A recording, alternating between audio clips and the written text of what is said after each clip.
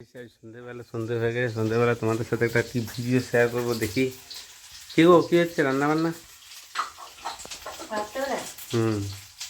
আগে হচ্ছে গিয়ে আলু দিয়ে আর ওই তোমার ছোলা কাজ মিশিয়েছিল, ছোলা দিয়ে তরকারি হবে এরকম।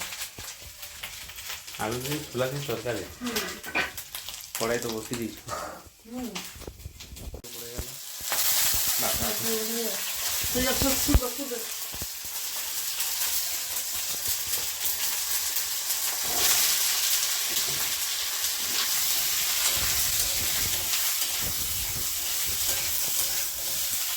লঙ্কাটা না গোটা দিয়ে দিয়েছি, এরা ফুটতো বুঝলি। আচ্ছা, লঙ্কাটা যদি একটু ইয়ে করতো না ওরা ফুটতো না।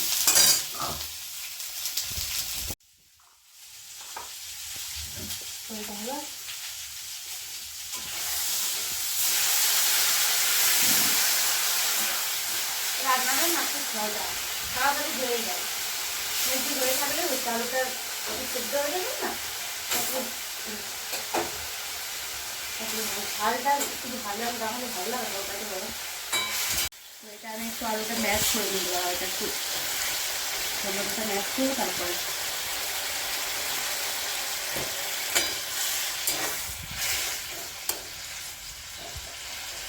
একটু ধনে পাতা দিয়ে দিই। হয়ে গেল নাকি তরকারি? হ্যাঁ, এটা দেখো কত তাড়াতাড়ি হয়ে গেল। মানে রেডি করা থাকলে না কোনো ব্যাপার না, তাড়াতাড়ি করে হয়ে যায় এটা। সেটা তো দেখছি। ঘুগনিও বলতে পারে, ছোলার তরকারিও বলতে পারে। দুধ গরম হচ্ছে গো, রাতে দুধ তরকারি তো হয়ে গেছে আমার করা কমপ্লিট। আর এদিকে দুধ গরম হচ্ছে, আর এদিকে রুটি করবো। দুধ গরম মানে আমাদের রাত্রেবেলা তো সবাই দুধ একটু করে খায় না, একটু করে দুধ খাবো তো দুধ রুটি খায়।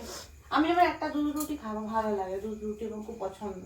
একটা খায়, আর কেউ হয়তো দাদা হয়তো খুব খায় না ও, আর যদিও রেয়ার খায় তো ও শুধু দুধ রুটিই খাবে, মানে তরকারি দিয়ে খাবে না এরকম। মাখা আছে নাকি? হ্যাঁ, আটা মাখা আছে। কোথায়? ভাবলাম হয়তো আটা মাখা নেই নাকি।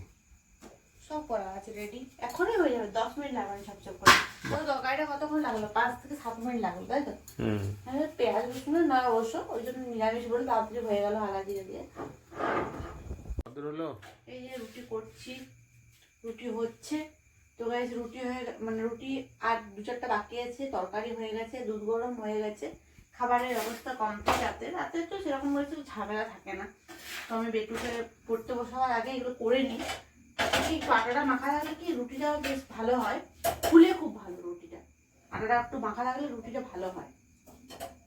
এই যে দেখো গাইস, চলো রুটি নিজে নিজে ফুলে যাচ্ছে।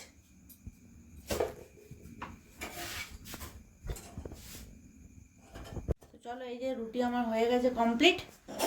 আজকের মতন গুড নাইট সবাইকে, আবার নতুন নতুন ভিডিও দেখা হবে, টাটা।